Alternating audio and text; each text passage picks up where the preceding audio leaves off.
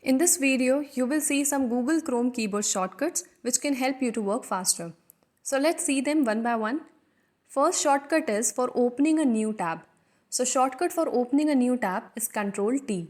Press Ctrl and T together and you can see a new tab has opened.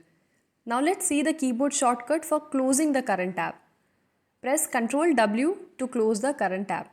Ctrl W and you can see the tab is closed.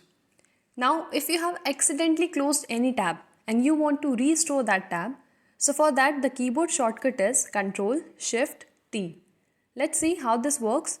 Now I will close this tab and now to restore it, I'll press Ctrl Shift T together.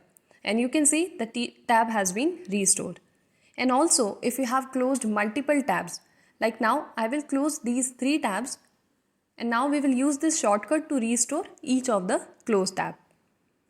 Let's see, Ctrl Shift T and you can see the tab has been restored. We'll press it again and again. So these were some keyboard shortcuts. I hope you liked this video.